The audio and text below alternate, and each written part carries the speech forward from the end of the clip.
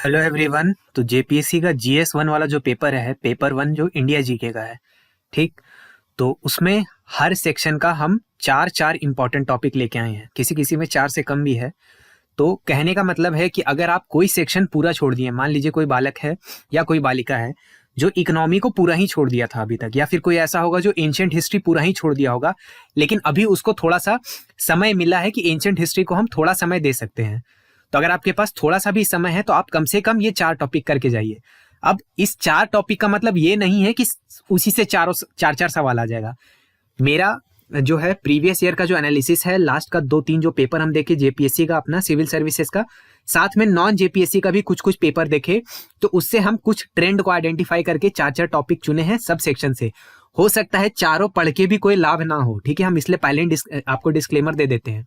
लेकिन अगर आप पूरा ही छोड़ रहे हैं उससे तो बेटर ही रहेगा। अगर आप थोड़ा भी समय इसको देने के लिए जा रहे हैं तो इस चार टॉपिक को पहले कीजिएगा, तो इसमें मैक्सिमम चांस होगा क्वेश्चन भिड़ने का, ठीक है।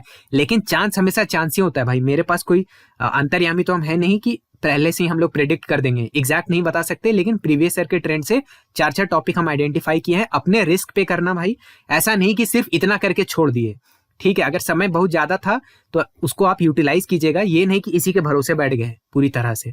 इसको कीजिएगा। अगर पूरा ही छोड़ रहे हैं, अगर 100% किसी टॉपिक को छोड़ने का, मान लो कोई पॉलिटी पूरा ही छोड़ने का प्लान बना लिया था, तो पूरा मत छोड़ो। एटलीस्ट जो हम चार टॉपिक आपको बताएंगे पॉलिटी से, वो कर लेना। तो हम हर एक टॉपिक का बताएंगे, सिवाय आपके झारखंड जीके के, क्योंकि वो तो आप पूरा सेक्शन कर ही रहे पेपर 2 में, और सिवाय आपका वो मिसलेनियस वाला सेक्शन के, मिसलेनियस वाला का थोड़ा थोड़ा करके कंटेंट यूट्यूब पे ठीक ठाक आ ही गया है, और हम थोड़ा नोट्स भी आपको बाद में दे देंगे, ठीक। तो चलिए फटाफट वीडियो स्टार्ट करते हैं। चैनल पे जो लोग नए हैं वो वीडियो को पॉज करके मेरे बारे में बेसिक जानकारी यहाँ पे लिखा हुआ है उसको पढ़ लीजिएगा। टेस्ट सीरीज जो भी लेना चाहते हैं पेपर 1 इंडिया जीएस का, वो कूपन कोड स्प्रिंग का प्रयोग करके ले सकते हैं, SPRING, स्प्रिंग यानी वसंत ऋतु वाला स्प्रिंग। तो आपको केवल 120 रुपए में मिल जाएगा। टोटल 10 प्रैक्टिस टेस्ट है, हिंदी इंग्लिश दोनों में है, ठीक है। इसका जो लिंक है हम पहले कमेंट में लगा देंगे, एग्जाम क्लस्टर ऐप में ये आपको मिलेगा। चलिए फटाक से वीडियो का मेन पॉइंट पे आ जाते हैं। एंशिएंट इंडिया वाला जो टॉपिक है, जिससे 5 क्वेश्चन आने वाला है। इसमें आप एक टॉपिक कीजिएगा IVC यानी इंडस वैली सिविलाइजेशन, सिंधु घाटी सभ्यता। देखिए हम हिंदी में नहीं लिखे हैं क्योंकि उतना ट्रांसलेशन का समय नहीं है, जल्दी जल्दी कंटेंट पुश करना था क्योंकि ये सब जरूरी टॉपिक होता है। तो सिंधु घाटी सभ्यता को देख के जाएंगे। जैनिज्म बुद्धिज्म कर लेंगे। अगर कोई इसमें थेथर बालक होगा जो बोल सकता है कि अरे जैनिज्म बुद्धिज्म तो 2 टॉपिक हो गया, इसको एक में काहे डाल रहे हैं, तो हम बोलेंगे अरे भाई एक तो ऐसे ही तुमको 4 टॉपिक दे रहे हैं, उसमें भी थोड़ा सा भी एडजस्ट नहीं करोगे यार। तो थोड़ा जैनिज्म बुद्धिज्म को देखिएगा। वैदिक कल्चर को देख लीजिएगा। किसी भी टॉपिक में PhD करने मत चले जाएंगे। जितना आपका लूसेंट में दिया हुआ है या तो उसको कर लीजिए, या फिर घटना चक्र में जितना MCQ है उसको 2-3 बार लगाइए। हाँ, एक जो है भोला बालक ऐसा भी था जो घटना चक्र लगाने का मतलब ये समझा कि एक बार पूरा MCQ को लगा दिए, खाली वही हो गया मेरा घटना चक्र। घटना चक्र का मतलब ये नहीं होता। घटना चक्र लगाने का मतलब है कि MCQ 3 बार 4 बार आप लगाइए ताकि आपको याद हो जाए थोड़ा थोड़ा। तो अगर घटना चक्र से कर रहे हैं तो वहां से, नहीं तो लूसेंट से, जैसे भी करना है। वैदिक कल्चर को करेंगे और फाइनल टॉपिक होगा आपका ट्रैवलर, ठीक है। यानी अलग अलग ट्रैवलर जो है एंशिएंट इंडिया के टाइम में जो लोग ट्रैवलर आए थे उसके बारे में थोड़ा सा देख लेना है कि वो किस टाइम पे आए थे, क्या क्या चीज उनका मेजर ऑब्जर्वेशन था, कौन सा उस समय जो है मेजर रूलर था और कहां से वो लोग आए थे, ठीक है। बस इतना देख लेंगे तो ये चार टॉपिक अगर एंशिएंट इंडिया आप छोड़ने की फिराक में थे तो पूरा मत छोड़िएगा, कम से कम ये 4 टॉपिक कर लीजिएगा। अगर कुछ नहीं कर सकते तो भाई कम से कम इंडस वैली जरूर देख के जाइएगा, ठीक। चलिए आगे बढ़ते हैं। मेडिएवल इंडिया का बात करें, कॉइन और करेंसी देख करके जाएंगे। रिपीट मार रहा है इससे टॉपिक, चांस है कि इससे कुछ भिड़ जाएगा, ठीक है। तो अलग अलग कॉइन जो है, अलग अलग राजा महाराजा के टाइम में जो जो सिक्का आया था मेडिएवल हिस्ट्री में, सिक्का, करेंसी, ये सबसे रिलेटेड किस चीज का करेंसी आया था, सबसे पहला सिल्वर करेंसी कौन लाया था, इस सब तरह का जो सवाल है वो आपको आ सकता है। इस करेंसी को क्या बोला जाता था, रुपया किसको बोला जाता था, कितना दाम किसको बोला जाता था, इस तरह का जो चीज है वो पूछ रहा है। मॉन्यूमेंट और आर्किटेक्चर के ऊपर सवाल थोड़ा सा आप देखेंगे, ठीक है, कि ये जो है बड़ा बड़ा जो मॉन्यूमेंट है वो कहाँ पे है, कौन बनवाया उसको, किसके याद में बना था, ठीक है। और उसमें कोई आर्किटेक्चर का कोई स्पेशल बात होगा, जैसे आर्च वाला जो है, आर्च ऐसे करके जो घुमा हुआ रहता है आर्च, उसके ऊपर भी कभी कभी सवाल आए। तो आर्किटेक्चर के ऊपर और मॉन्यूमेंट के ऊपर उसका लोकेशन और टाइमलाइन और कौन बनवाया, इसके ऊपर थोड़ा थोड़ा देख लेंगे, ठीक। लिटरेचर के ऊपर ध्यान देंगे। मिडिएवल इंडिया में अलग अलग रूलर के अंदर जो बड़ा बड़ा टेक्स्ट था, ठीक है, वो बड़ा बड़ा किताब अगर लिखा गया था, कुछ मेजर रचनाएं की गई थी, उसको देख लेंगे। अगर किसी चीज का ट्रांसलेशन हुआ था, कोई बड़े बड़े चीज का ट्रांसलेशन हुआ था, उसको देख लेंगे। किसका जो है बायोग्राफी कौन लिखा था और वो उसके बायोग्राफी का नाम क्या था, ये सब के ऊपर भी सवाल आ सकता है। तो थोड़ा सा लिटरेचर को देखेंगे। फाइनल टॉपिक होगा एम्पायर, उनके फाउंडर और टाइमलाइन को, यानी कि कौन सा एम्पायर, जैसे विजयनगर एम्पायर है तो वो किस समय से किस समय के बीच में था, उसके फाउंडर का नाम क्या था, ये सब थोड़ा थोड़ा देखेंगे। तो ऐसे करके जो मेजर मेजर होगा, ठीक है, एम्पायर जैसे मुगल सल्तनत होगा तो उसका आपको एक बेसिक टाइमलाइन पता होना चाहिए कि कब आया, ठीक है, बाबर का टाइम कब था, अकबर का टाइम कब था, तो ये सब बेसिक आप देख लेंगे, ठीक है। देखने में देखिए ये वाला टॉपिक थोड़ा बड़ा लगता है लेकिन है नहीं, अगर इसको छोटा सा आप टेबल के फॉर्म में अपने आगे लिखेंगे तो बहुत ज्यादा तोप टाइप का टॉपिक है नहीं। तो पूरा मिडिएवल इंडिया पढ़ने से तो कम ही है, टाइम कम ही लगेगा इसमें, ठीक। आगे हम आते हैं मॉडर्न इंडिया में। देखिए जल्दी जल्दी भगा रहे हैं क्योंकि समय का कमी है, हम आपका समझते हैं। अगर किसी को ज्यादा फास्ट लग रहा होगा तो वीडियो को पॉज कर करके देख लेंगे। मॉडर्न इंडिया में बात करें तो अराइवल ऑफ फॉरेन इन्वेडर्स, यानी कि ब्रिटिश कंपनी जो आया था, फ्रेंच कंपनी, डच कंपनी, ऐसे ऐसे करके अलग अलग देशों का कंपनी आया था, तो कब आया था, कहाँ पे उनका मेजर ट्रेडिंग सेंटर था और उनका मेजर माइलस्टोन था। जैसे कि सबसे पहले प्रिंटिंग प्रेस कौन लाया, ठीक है, उस तरह का चीज है। उसके बाद फिर और भी जो उनका मेजर मेजर काम था, आने के साथ वो लोग क्या किए, कहाँ पे अपना ट्रेडिंग पोस्ट लगाए, ठीक है, कौन कौन जगह से रेड किए, तो इस तरह के चीज को आप देख सकते हैं, कहाँ पे उनका हेडक्वार्टर था, ये सब वाला चीज को, कौन पहले आया कौन बाद में आया, ये वाला टाइमलाइन पे सजाने के लिए भी आपको आ सकता है। तो बेसिक आपको साल ये सब याद होना चाहिए, या कम से कम जो अराइवल का टाइम है वो तो कम से कम ध्यान में होना चाहिए कि कौन पहले आया कौन बाद में आया, किसका किस एरिया में इन्फ्लुएंस था, किस राजा के समय में कौन आया था, ये सब चीज आपको थोड़ा सा देख लेना है, ठीक। उसके बाद अंग्रेजों द्वारा लाया गया अलग अलग एक्ट था, ठीक है, अलग अलग कानून था। तो ऐसा जो कानून है, बहुत लोग इसको पॉलिटी में भी पढ़ा होगा लेकिन हिस्टोरिकल कॉन्टेक्स्ट में इसको ज्यादा देखेंगे, तो अलग अलग जो एक्ट आया था उसको थोड़ा थोड़ा देख लेंगे, यानी हर एक्ट के बारे में थोड़ा 2 लाइन 3 लाइन 2 लाइन 3 लाइन ऐसे ऐसे करके आप देख लेंगे। उसका टाइम देख लीजिएगा, उस समय कोई मेजर काम जो हुआ था, उससे जो बदलाव किया गया था उसको देख लेंगे, ठीक।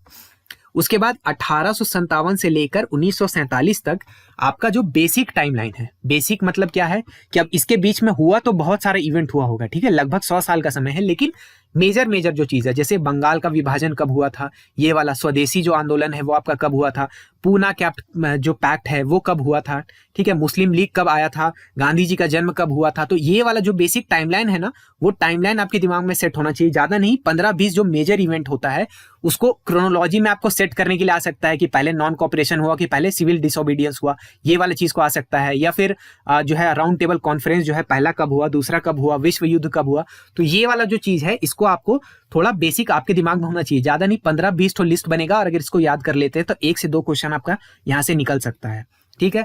उसके बाद आते हैं एनसीक्यू, यानी नॉन कॉपरेशन, सिविल डिसोबीडियंस और क्विट इंडिया मूवमेंट, ये तीनों बहुत बड़े बड़े मेजर माइलस्टोन्स थे हमारे आजादी के टाइम में, ठीक है, तो इसको थोड़ा डिटेल में पढ़ेंगे, ठीक।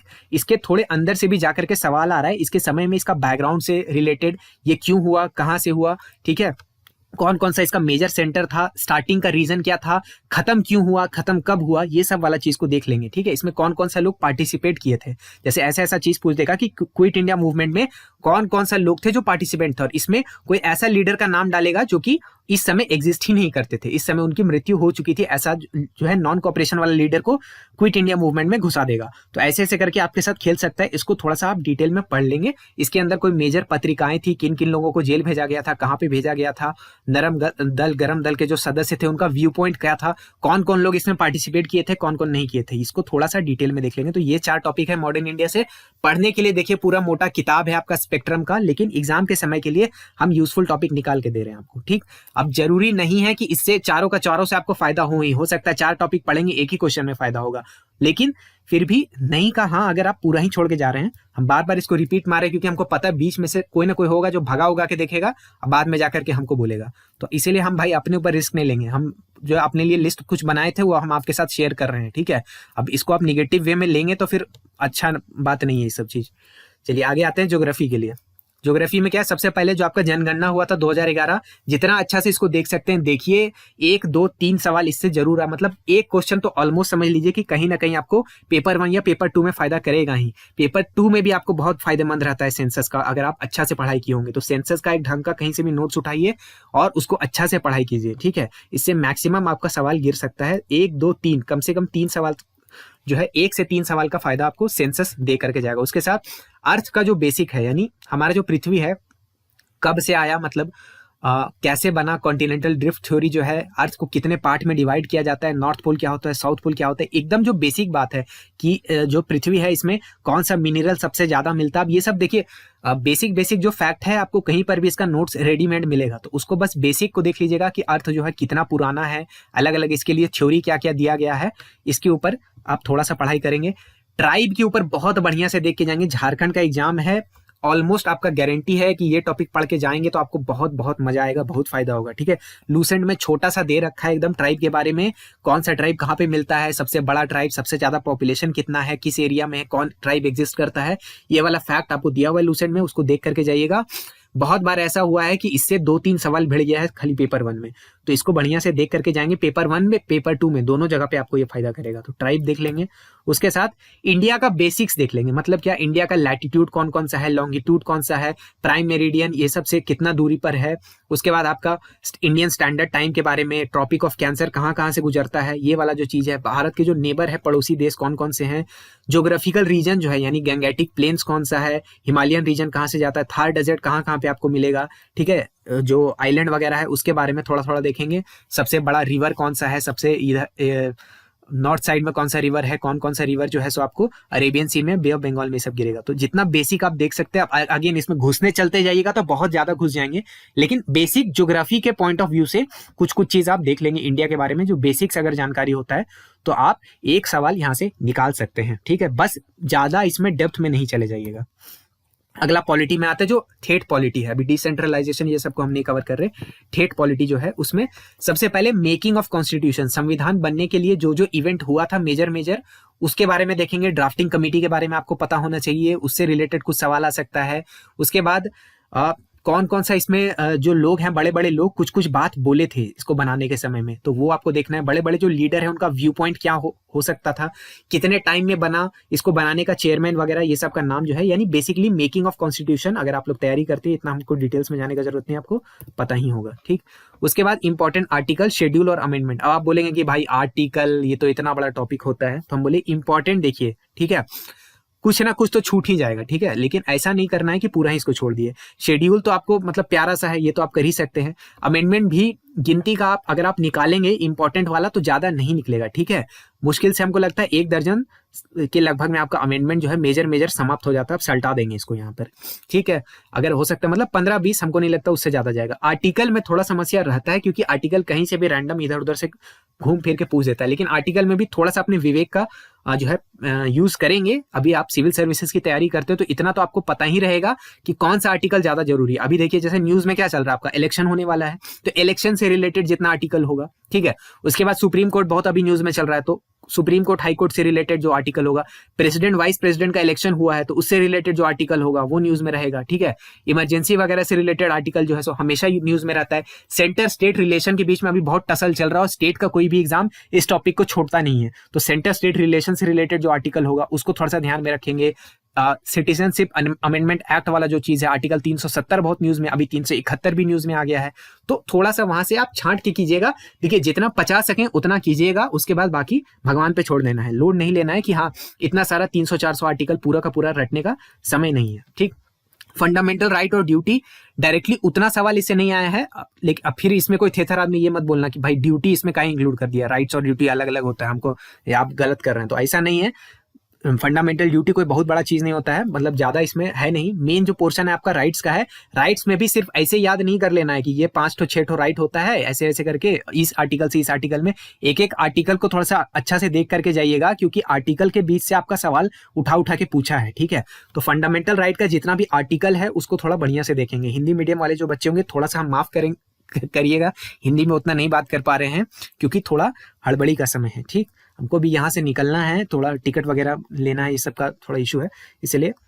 उसके बाद लैंडमार्क सुप्रीम कोर्ट का जो केसेस है, ठीक है, सुप्रीम कोर्ट का जो जो मेजर केसेस है उसको देख लेंगे। अब अगेन सुप्रीम कोर्ट का बहुत सारा केस चला है, लेकिन एज अ एस्पिरेंट आपको आइडिया हो गया होगा कि कौन कौन सा केस ज्यादा जरूरी है, कौन कम जरूरी है, तो इसको देख लेंगे। सुप्रीम कोर्ट का कौन सा केस किस चीज से रिलेट करता है, ऐसे करके आपसे सवाल पूछ सकता है। ठीक, उसके बाद गुड गवर्नेंस आते हैं। गुड गवर्नेंस वाले में ज़्यादा कुछ दिमाग लगाने की जरूरत नहीं। एक सेकंड एआरसी जो है एकदम इसका जो बेसिक फैक्ट है, इससे सवाल तो आ रहा है लेकिन पूरा एआरसी पढ़ने का समय नहीं है, इसीलिए हम इसमें सिर्फ 2 टॉपिक लगाए, एक ये और एक लोकपाल और लोकायुक्त के बारे में थोड़ा सा बेसिक देख लेंगे। ठीक है, तो ये दोनों चीज को बेसिक देखेंगे, कब आया था, कब लगा था, क्या क्या प्रोविजंस है।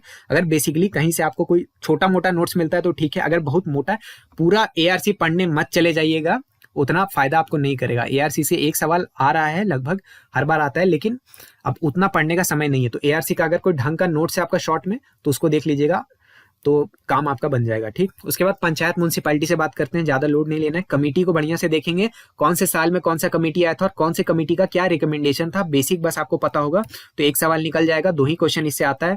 इंपॉर्टेंट जो आपका अमेंडमेंट हुआ है, ठीक है, पंचायत म्यूनसिपैलिटी से रिलेटेड जो आपका मेन अमेंडमेंट हुआ है वो तो 2 ही है लास्ट वाला, लेकिन उससे रिलेटेड और भी अगर कुछ अमेंडमेंट है उसको देख लीजिएगा।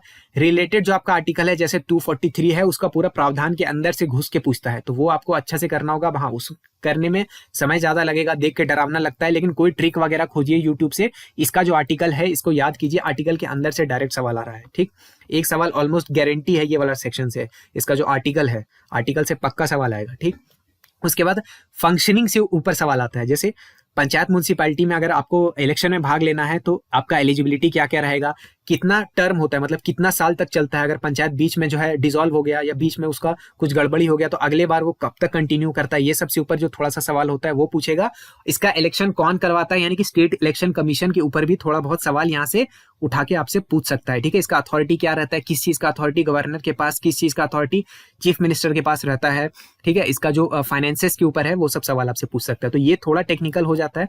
मेन आपको कमेटी एकदम एक श्योर शॉर्ट ऑलमोस्ट सवाल है कमेटी के ऊपर और एक ऑलमोस्ट श्योर शॉर्ट सवाल है आपका आर्टिकल के ऊपर, तो ये दोनों पे ज्यादा ध्यान देंगे, लेकिन ये चारों करके जाइएगा। अदरवाइज आपका लूसेंट में जो 2 पन्ना में दिया हुआ है 2 पन्ना को चाट जाइए, ये 2 सवाल आपका कहीं नहीं जा रहा। इकोनॉमी में बात करते हैं, सबसे ज्यादा दिक्कत, सबसे ज्यादा रिक्वेस्ट भी इसी के बारे में आया था, लेकिन इकोनॉमी क्योंकि सेक्शन बहुत बड़ा है, पूरा 10 क्वेश्चन का है, तो उसमें से चुन के लाना बहुत कठिन था। हम बोलने का यहाँ पे आपको बोल सकते थे कि जीडीपी जीएनपी ये सब पढ़ लीजिए, इन्फ्लेशन वगैरह समझ लीजिए, लेकिन समय बहुत कम है, अभी कॉन्सेप्चुअल चीज आप उतना नहीं ग्रास्प कर पाएंगे। तो एक जो है यहाँ से टॉपिक निकलता है 5 ईयर प्लान और नीति का। ठीक है, 5 ईयर प्लान से सवाल आता है। 5 ईयर प्लान सिर्फ इतना नहीं कीजिएगा कि कौन सा प्लान किस साल में आया था और उस समय प्राइम मिनिस्टर कौन थे, इतना याद करके नहीं छोड़ना है। थोड़ा सा अच्छे से पढ़िएगा कि उस प्लान के अंदर कोई जो मेजर चीज हुआ था, जैसे नाबार्ड जो है वो कौन सा 5 ईयर प्लान के समय में आया था, नाबार्ड किस बार इस्टेब्लिश हुआ था, बैंक का जो नेशनलाइजेशन हुआ था वो किस साल हुआ था, किस 5 ईयर प्लान में हुआ था, ये सब चीज को थोड़ा सा देख लेंगे। उसके बाद झारखंड से आप रहते हैं तो झारखंड में जो बड़ा बड़ा प्लांट आपका लगा था वो किस 5 ईयर प्लान में लगा था, इसके ऊपर भी सवाल आ सकता है। सस्टेनेबल डेवलपमेंट करके एक टॉपिक है, उसमें यूनाइटेड नेशन का सस्टेनेबल डेवलपमेंट गोल्स है। अगर पूरा गोल आप याद कर पाते हैं तो सोने पे सुहागा है, बहुत फायदा आपको करेगा, सिर्फ यहाँ ही नहीं पॉवर्टी वाले टॉपिक में भी और मेंस में भी आपको हेल्प करेगा। लेकिन एटलीस्ट इसका बेसिक कॉन्सेप्ट समझ लीजिएगा, सस्टेनेबल डेवलपमेंट होता क्या है, एक वहां से सवाल आपका बन जाएगा अगर बेसिक आपका क्लियर है, और यूएनएसडीजी का अगर प्रावधान आपको याद है तब। ठीक है, इंपॉर्टेंट जो इकोनॉमिकल माइलस्टोन हुआ था हमारे देश में, यानी कि 1991 वाला जो आपका रिवॉल्यूशन है, मतलब रिवॉल्यूशन ही बोलिए चलिए, एलपीजी का जो रिफॉर्म है वो आया था, तो उसके ऊपर सवाल आ सकता है किस साल आया था, किस डेट को आया था। जीएसटी के ऊपर सवाल आ सकता है कि जीएसटी किस साल इंप्लीमेंट किया गया था, तो टाइमलाइन के ऊपर। ठीक है, आरबीआई का जो फॉर्मेशन है वो, बैंक नेशनलाइजेशन किस साल हुआ था, कोई अगर मेजर इकोनॉमी से रिलेटेड कोई मेजर काम हुआ था किसी साल, एलआईसी ऑफ इंडिया का एस्टैब्लिशमेंट कब हुआ था, ऐसा तरह का सवाल आया हुआ है, तो डेट के ऊपर ध्यान देंगे। ठीक है, डेट कोई बड़ा जो डेट है, अगेन जितना 50 सके उतना का नोट्स बनाइएगा, 15-20 तरह का डेट लिखिएगा, ऐसा नहीं कि शॉर्ट होकर नोट्स बना दिए और फिर उसको याद ही नहीं कर पाए, ऐसा चीज नहीं करना है। ठीक है, और foreign trade, balance of payment और 1991 का जो रिफॉर्म्स था उसको थोड़ा सा देख लेंगे। ठीक है, इसके ऊपर सवाल आने का चांस रहता है, कॉन्सेप्चुअली ही ज्यादा सवाल आपका आएगा। ठीक है, ज्यादा चांस कॉन्सेप्चुअल क्वेश्चन का है, लेकिन कुछ फैक्चुअल सवाल भी हो सकता है, तो उसके लिए भी रेडी रहेंगे। और इस टॉपिक को थोड़ा सा बढ़िया से कीजिएगा और इसको थोड़ा सा आप रिलेट कीजिएगा IMF से भी। ठीक है, तो हालांकि वो IMF और आपका ब्रेटन वुड्स का जो इंस्टीट्यूशंस था, ठीक है, यानी कि वर्ल्ड बैंक हो गया, IMF हो गया और WTO ये सब हो गया, वो आपका मिसलिनियस वाले टॉपिक में ही आ जाता है। UN and other important agencies जो है, इंटरनेशनल एजेंसीज, उसमें आता है, तो वो हम इसको इसलिए यहाँ पे इंक्लूड नहीं कर रहे हैं। जनरल साइंस में आ जाते हैं, बहुत लोग को दिक्कत है, तो जनरल साइंस में देखिए बहुत बड़ा सेक्शन है ये, इसीलिए 4 टॉपिक खोजने में हमको बहुत दिक्कत हुआ है और इसमें प्रिडिक्टिबिलिटी थोड़ा कम है, हम पहले डिस्क्लेमर देते हैं। डीएनए, आरएनए, क्रोमोसोम, इनहेरिटेंस और म्यूटेशन। अब आप बोलेंगे यार इतना सारा टॉपिक लिख दिए, ये एक टॉपिक थोड़ी। अरे भाई डीएनए आरएनए ऐसा हम थोड़े बोल रहे कि इसके ऊपर पीएचडी कर लो, बेसिक बस पढ़ लो। डीएनए के बारे में 4 लाइन, आरएनए के बारे में 4 लाइन, क्रोमोसोम के बारे में 2-3 लाइन, इनहेरिटेंस इसका थ्योरी कौन दिया, कब दिया, क्या होता है, बेसिक 2-3 लाइन लिख दो। म्यूटेशन के बारे में 2-4 लाइन लिख दो, कैसे क्या काम करता है, बस। इलेक्ट्रोमैग्नेटिक वेव छोटा सा टॉपिक है, प्यारा सा। सारा जो वेव है उसका आपको सजाने के लिए आ सकता है कि किसका एनर्जी ज्यादा, किसका वेवलेंथ ज्यादा, किसका फ्रीक्वेंसी ज्यादा, किसका यूज किस चीज में होता है। जैसे रेडियो वेव का इस्तेमाल किस चीज में होता है, गामा रे का इस्तेमाल किस चीज में होता है, ये सब आपसे पूछ सकता है। साथ में एक बेसिक जो होता है सवाल कि इलेक्ट्रोमैग्नेटिक वेव होता क्या है, इसको भी थोड़ा सा देखेंगे, ठीक है, कॉन्सेप्चुअली भी देखेंगे। ये नहीं कि बस सारा वेव का नाम हम याद कर लिए, इलेक्ट्रोमैग्नेटिक वेव क्या हो रहा है ये पूछिए, बताइए नहीं पा रहे हैं, इसका स्पीड अगर पूछ दिया तो वही नहीं बता पा रहे, तो ये सब भी थोड़ा सा देख लेंगे, ठीक। यूनिट्स एंड मेजरमेंट देखेंगे। अब इससे सवाल आने का संभावना थोड़ा डाइसी है, ये सेक्शन आ भी सकता है, नहीं भी आ सकता है, लेकिन यूनिट देखिएगा। और खासकर नॉर्मल एसएससी वाला सवाल वाला यूनिट नहीं देखेंगे, थोड़ा सा अलग टाइप का जो यूनिट्स होता है, खासकर लाइट ईयर ये सब टाइप का जो यूनिट होता है, ये आपसे पूछा जा सकता है। मेजरमेंट करने का जो डिवाइसेस होता है उसको भी थोड़ा थोड़ा देख लेंगे। छोटा सा एक चार्ट होता है, उसको बस याद करने से एक सवाल का चांस बनता है। और important chemical compounds very very important है, जैसे कि आपका टेफ्लॉन एक कंपाउंड होता है, टीएनटी जो है वो होता है, उसके बाद आपका लाफिंग गैस हो गया, वॉशिंग सोडा हो गया, इस टाइप का जो कंपाउंड्स होता है, समझ रहे ना। तो ऐसा ऐसा चीज, और थोड़ा सा एक लेवल इसका अप करता है, जैसे आपका मस्टर्ड गैस, ये सब के ऊपर भी सवाल पूछा गया है, तो इसको थोड़ा सा आप देख लेंगे इंपॉर्टेंट केमिकल कंपाउंड्स को। तो ये 4 टॉपिक साइंस का रहा। उसके बाद आता है आईसीटी में, ठीक है, इंफॉर्मेशन एंड कम्युनिकेशन टेक्नोलॉजी में इमर्जिंग टेक्नोलॉजी जो है आपका एआई हो गया, क्लाउड कंप्यूटिंग हो गया, 5G हो गया, नैनोटेक। क्लाउड कंप्यूटिंग का सवाल एक ही क्वेश्चन था, हु बहू उसको 2 बार रिपीट मारा है जेपीएससी अपने में, ठीक है, कुछ चेंज भी नहीं किया, हु बहू रिपीट किया। तो क्लाउड कंप्यूटिंग बढ़िया से पढ़ के जाएंगे, सबसे जरूरी है 5G को देख लीजिएगा, नैनोटेक, एआई को, ठीक है, इससे कुछ ना कुछ सवाल गिरने का चांस है, ज्यादा चांस क्लाउड का ही है।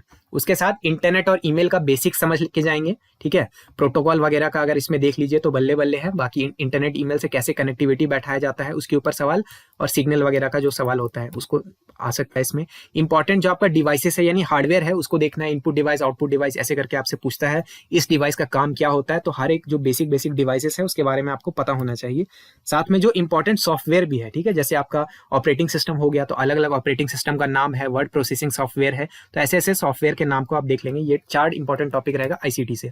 आते हैं अगला एग्रीकल्चर में। एग्रीकल्चर का वैसे हैंडमेड नोट्स भी हम आपको दिए थे अपने टेलीग्राम चैनल पे, तो टेलीग्राम का भी हम लिंक लगा देंगे, चाहे तो उसको ज्वाइन कर सकते हैं। वहां पे अभी मिसलेनियस का भी कुछ कुछ टॉपिक का कोशिश करेंगे हैंडमेड नोट्स दे देने का, ठीक। इसमें आप क्या करेंगे, जीएम क्रॉप्स को देख लेंगे, ठीक है, जेनेटिकली मॉडिफाइड जो क्रॉप्स है इसको थोड़ा बढ़िया से पढ़ के जाइएगा, ठीक। उसके बाद में क्रॉपिंग इन इंडिया, तो इंडिया में क्रॉपिंग का पैटर्न क्या चलता है, खरीफ रबी वाला जो खेल खेला जाता है वो कौन से क्रॉप को उगाने के लिए कैसा कंडीशन चाहिए होता है, इसके ऊपर आपसे एक सवाल आ सकता है, ठीक है। तो बेसिक आपको एक अंडरस्टैंडिंग होना चाहिए कि कौन सा क्रॉप इंडिया के किस रीजन में उगाया जा सकता है, किस कंडीशन में उगाया जा सकता है, ठीक है। उसके साथ में क्रॉपिंग का एक जो बेसिक जानकारी एक जो होता है कि मतलब डेजर्ट एरिया में कौन सा क्रॉप उग पाएगा या नहीं उग पाएगा, इसके ऊपर एक सवाल आप एक्सपेक्ट कर सकते हैं। तो क्रॉपिंग इन इंडिया की टी का उगाने के लिए कौन कौन सा कंडीशन चाहिए होता है, ज्वार बाजरा ये सब को उगाने के लिए क्या कंडीशन, पैडी को उगाने के लिए क्या क्या कंडीशन चाहिए होता है, ठीक है। और उसके बारे में कोई बेसिक फैक्ट भी देख लेंगे, जैसे कि चावल जो है उसको इंडिया जो है दुनिया का एक्सपोर्ट करने पे कितना नंबर के पोजीशन पे है, इस टाइप का जो एक बेसिक फैक्ट्स होता है वो सब हम आपको वैसे दिए हैं नोट्स में, लेकिन थोड़ा इसमें अपना एडिशन भी कर लेंगे तो बहुत अच्छा बात हो जाएगा, ठीक। इंपॉर्टेंट जो पोर्टल है या ऐप है, ठीक है, ये हम आपको नोट्स में सैडली नहीं दे पाए थे, तो ये इसको थोड़ा सा अपने जो भी करंट अफेयर का सोर्स होगा वहां से इसको अपडेट कर लेंगे। जो भी एग्रीकल्चर रिलेटेड पोर्टल है, ऐप है जो गवर्नमेंट बनाता है या फिर कोई प्राइवेट बॉडी भी है, कोई बड़ा बॉडी है, मान लीजिए कि फूड एंड एग्रीकल्चर ऑर्गेनाइजेशन है, वो कोई पोर्टल या ऐप लॉन्च किया है, तो उसके ऊपर भी एक सवाल आप एक्सपेक्ट कर सकते हैं। साथ में प्लांट डिजीजेस, इसको भी देख लीजिएगा, छोटा सा एक आधा पेज का सेक्शन है आपके लूसेंट वाली किताब में, उसको याद करके जाइएगा, एक सवाल यहां से भी निकल सकता है, ठीक। Final topic national and international current affair, ठीक। इसमें क्या करेंगे, अवार्ड एंड ऑनर वाले सेक्शन को, अब इसमें देखिए 15 सवाल आने वाला है। 15 सवाल आने के लिए 4 सेक्शन हमको सेलेक्ट करना था, तो समझ लीजिए मेरे लिए कितना बड़ा चैलेंज होगा। तो फिर भी हम बहुत कोशिश किए हैं कि जिसका सबसे हाई हिट रेट हो वैसा हम टॉपिक निकाल के लाएं। तो अवार्ड एंड ऑनर देख करके जाएंगे। गवर्नमेंट स्कीम को बढ़िया से देखिएगा, थोड़ा सा बैकलॉग वाले पेपर में स्कीम के अंदर भी गया है, तो कोशिश कीजिएगा कि स्कीम को थोड़ा अंदर जाके पढ़ने के लिए। रैंकिंग रिपोर्ट और इंडिसेस जो है अलग अलग, ठीक है, नीति आयोग का जो रैंकिंग है उसमें झारखंड का पोजीशन या फिर टॉप कौन किया, इस तरह का जो है अलग अलग रैंकिंग आता है, रिपोर्ट आता है, अलग अलग इंडिसेस आता है, ह्यूमन डेवलपमेंट इंडेक्स, ये सब जो हो गया बड़ा बड़ा मेजर जो इंडेक्सेस है उसको भी देखेंगे। उसके साथ इंपॉर्टेंट डेज और थीम है, इसके ऊपर आप थोड़ा सा ध्यान दीजिएगा। तो खास करके इसमें G20 से रिलेटेड अगर आपको दिखता है, अगेन वो मिसलिनियस सेक्शन में चला जाता है। और मिसलिनियस हम यहाँ पे नहीं ला रहे, क्योंकि मिसलिनियस में जितना टॉपिक है अपने आप में छोटा छोटा ही टॉपिक है, तो उसके अंदर से हम आपको क्या इंपॉर्टेंट बताएं। जो भी होगा, अगर नोट्स मेरे लिए बनाना पॉसिबल होगा, हम नोट्स बना के देते हैं। अदरवाइज यूट्यूब में हम आपको पहले ही बता चुका है, लर्न फॉर PSC करके यूट्यूब चैनल है भैया का, वो ऑलरेडी सिलेक्टेड भैया हैं, उनको आप जाकर के फॉलो कीजिए। वहां पे प्लेलिस्ट में वो ठीक से कंटेंट को दिए हैं, छोटा छोटा क्रिस्प और एकदम एग्जाम ओरिएंटेड वीडियो है। आप उस वीडियो को देखिए और खुद जाके उसको प्रीवियस ईयर में लगा के देखिए उस वीडियो के कॉन्सेप्ट को, आपको अपने आप समझ में आ जाएगा कि बाकी जो कोचिंग वाले जो 3-3 घंटा में आपको पढ़ा रहे हैं उससे आपको कितना लाभ होगा और उनके कंटेंट से कितना लाभ होगा। तो वहां से जाकर के आप देखिए। अदरवाइज होगा पॉसिबल तो हम आपको हैंडमेड नोट्स भी देने की कोशिश करेंगे, लेकिन हम कोई वादा नहीं कर सकते। तो यहाँ पे पेपर 1 का जो है मेन टॉपिक खत्म हुआ। डिस्क्लेमर हम 2-3 बार दोहरा चुके हैं, दोबारा नहीं दोहराएंगे। JPSC के आंसर राइटिंग का वर्कशॉप आने वाला है, जैसे ही प्री खत्म होगा उसके बाद ये वर्कशॉप में वीडियो आना शुरू हो जाएगा। प्राइस हम बहुत ही रीजनेबल रखें, A to Z हम आपको गाइडेंस देंगे, लेकिन इसके लिए आपको कूपन कोड ट्रस्ट अगर आप लगाते हैं, अभी आप मेरे ऊपर यदि ट्रस्ट करते हैं, तो PT के पहले जितने भी लोग इसमें इनरोल करेंगे, इसमें कोई वीडियो नहीं है, कुछ भी नहीं है, तो अगर मेरे ऊपर और अपने ऊपर ट्रस्ट करके जो भी इनरोल करेगा उसको 30% का डिस्काउंट मिलेगा इस आंसर राइटिंग के वर्कशॉप पे, ठीक है। तो ये आप PT से 1 दिन पहले तक ही ये कूपन कोड वैलिड रहेगा, चाहे तो ले सकते हैं, अदरवाइज उसके बाद भी लीजिएगा। हमको नहीं लगता कि ये बहुत बड़ा कोई खतरनाक प्राइस है कि जिसको लोग अफोर्ड नहीं कर पाए, तो ये आपकी मर्जी है। A to Z हम आपको आंसर राइटिंग सिखाएंगे, कैसे किया जाता है, कैसे आंसर को बिल्ड किया जाता है, कैसे कंटेंट को प्रेजेंट किया जाता है, अच्छे आंसर को बहुत अच्छे आंसर में कैसे बदला जाता है, AI का इस्तेमाल कैसे कर सकते हैं हम JPSC की मेंस की तैयारी में, डाउट सॉल्विंग भी हम आपको देंगे, यानी ऐप में आप हमसे सवाल जवाब भी कर सकते हैं, और भी बहुत सारा चीज़ है। जैसे जैसे वीडियोज आएगा तो हम आपको और क्लियर होते जाएगा। इसका जो भी डेमो वगैरह होगा या पूरा कंटेंट होगा वो एग्जाम क्लस्टर एंड्रॉइड ऐप में ही आएगा, जिसका लिंक हम पहले कमेंट में लगा दिए हैं। कोई भी डाउट्स है या क्वेरीज है तो आप इस व्हाट्सएप नंबर पे मैसेज करके पूछ सकते हैं। फिलहाल PT पे पूरा ध्यान दीजिए, अगर कूपन को ट्रस्ट लगाना होगा तो लगा सकते हैं, ये आपकी मर्जी है। साथ में आंसर राइटिंग प्रैक्टिस का फ्री बैच आएगा हम लोग के टेलीग्राम चैनल पे, जो कि 100% फ्री होएगा, ठीक है। तो टेलीग्राम चैनल को ज्वाइन कर लीजिएगा, जिसमें हम आपको क्वेश्चन देंगे, साथ में मॉडल आंसर देंगे, जिससे आप कंपेयर करके आप अपने आंसर को बेहतर बना सकते हैं। साथ में आपका बहुत ज्यादा कंटेंट का अपडेशन भी होते रहेगा कि कैसे आपको नोट्स वगैरह का बिल्डिंग करना है। तो इसके लिए हमारा टेलीग्राम चैनल ज्वाइन कर लीजिएगा, जिसका लिंक हम आपको नीचे लगा दिए हैं। तो आई होप आपको इस वीडियो से कुछ वैल्यू मिला होगा। वीडियो बनाने में बहुत मेहनत और बहुत टाइम चला गया, तो अगर आपको वीडियो अच्छा लगा तो वीडियो को एक लाइक जरूर कीजिएगा, हो सके तो अपने तैयारी करने वाले दूसरे दोस्तों के साथ शेयर कीजिएगा। चैनल को सब्सक्राइब करके रख सकते हैं, क्योंकि मेंस में भी बहुत सारा कंटेंट आपके लिए प्लान किया हुआ है। फिलहाल पहले PT हो जाने देते हैं, उसके बाद मेंस के लिए बहुत सारा बात करेंगे आपसे, बहुत सारा गाइडेंस, बहुत सारा कंटेंट आपके लिए इंतजार कर रहा है। आई होप आपका तैयारी अच्छा चल रहा होगा, बहुत अच्छा आप लोग तैयारी करेंगे, और PT के बाद सभी लोग गुड न्यूज़ सुनाएंगे कि हाँ मेरा अटेम्प्ट बहुत अच्छा रहा है, आई एम कॉन्फिडेंट, मेरा मेंस होने वाला है, आइए आपके बैच में हम आते हैं, या फिर पेड नहीं तो एटलीस्ट फ्री बैच में आते हैं। तो बस यहीं तक ये वीडियो था। आई होप आपको वीडियो से कुछ वैल्यू मिला होगा। मेरा नाम है ऋषिकेश। जय Hind and all the best.